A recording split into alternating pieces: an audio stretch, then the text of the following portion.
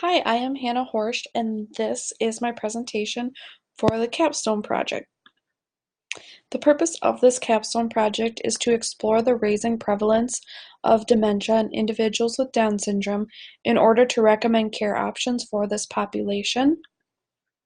Any individual can develop dementia.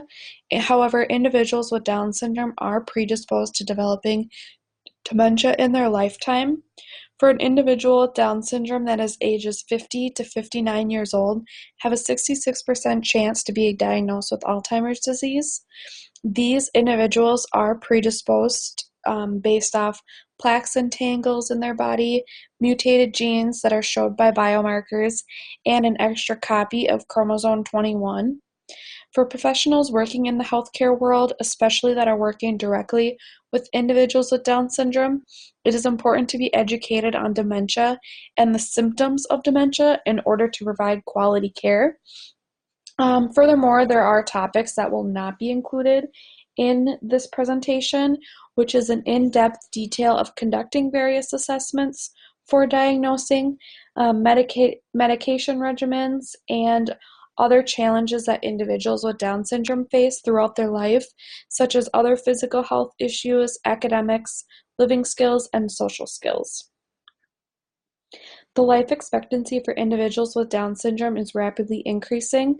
In the early 1970s, the life expectancy for an individual with Down syndrome was approximately 30 years old. Currently in the United States, their lifespan has increased to 58 to 60 years old. There are several biological signs of Alzheimer's that can be present as early as age 12 in these individuals, and the average age of dementia onset for individuals with Down syndrome is 52.8 years old. The first indicator that any individual is possibly developing Alzheimer's or dementia is cognitive decline and a decreased ability to complete activities of daily living. Unfortunately, for individuals with Down syndrome, there is often a misdiagnosis or delay in diagnosis due to illnesses, poor communication, and an increased reliance on informants.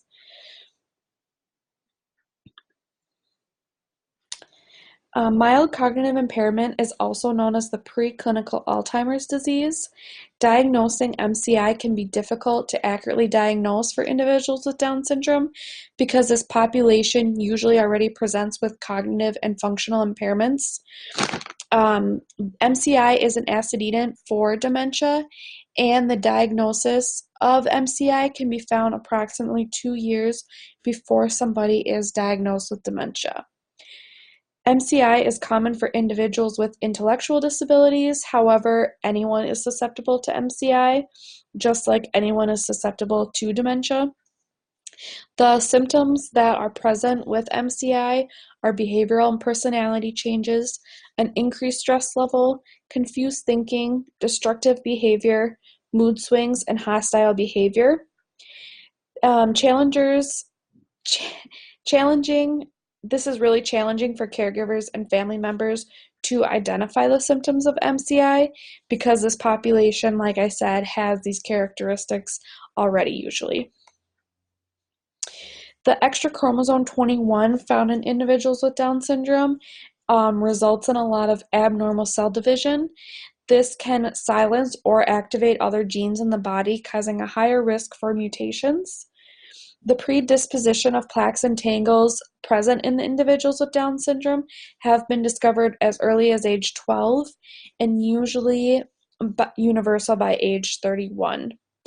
The first thing that is found present is the plaques, which are often associated with neurodegeneration.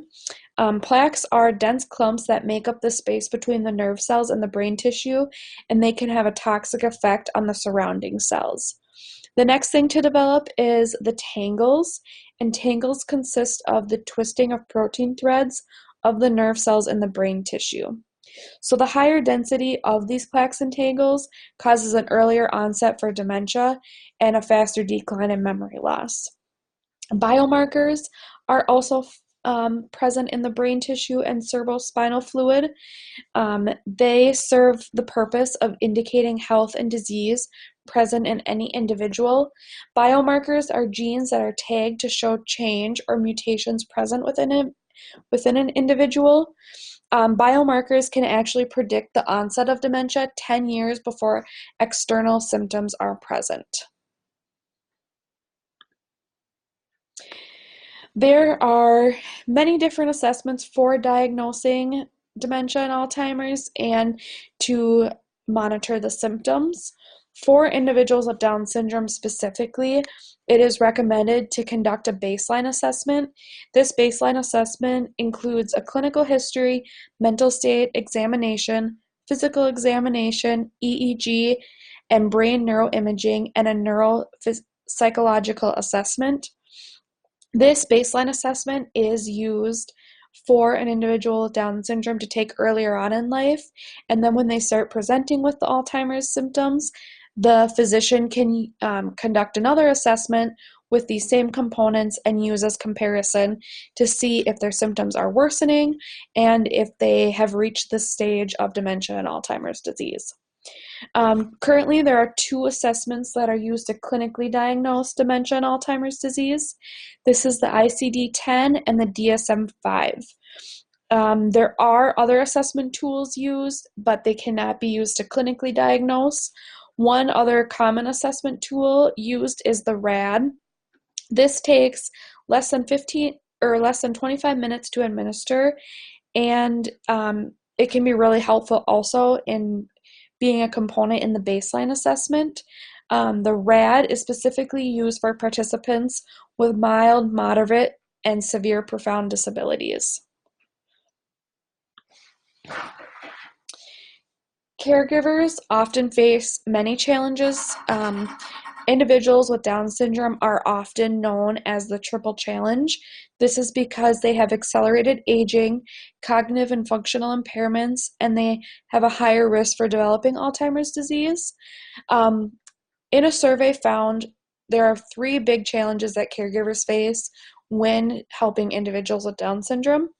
One big challenge is caregivers face is the lack of training in different settings.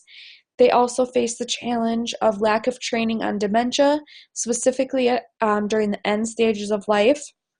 And lastly, they lack the understanding of palliative care services. With all this research and all these studies that have already been done, one of the biggest recommendations to look into more is the medications, because they can really address memory loss and slowing down the symptoms of dementia. And medication therapies can also prevent mutations of plaques and tangles. A lot of anti-dementia medications are really ineffective for individuals with Down syndrome, so it is recommended for further research to look into different medication therapies that can be used for this population. Another recommendation is providing additional trainings for caregivers. And another third recommendation is to have physicians really encourage caregivers and family members to conduct a baseline testing for individuals with Down syndrome early in their life. So when they do possibly present with Alzheimer's disease, they have this baseline testing to look back on and use as a comparison. One big further research that should be conducted for this population and looking at dementia is having assessment tools that can clinically diagnose dementia in individuals with Down syndrome. These individuals have a really hard time focusing and do have cognitive and functional impairments, so having an assessment tool that is user-friendly for this population would be really beneficial to diagnose dementia accurately. Thank you so much for a great semester, and thank you so much for listening to my presentation.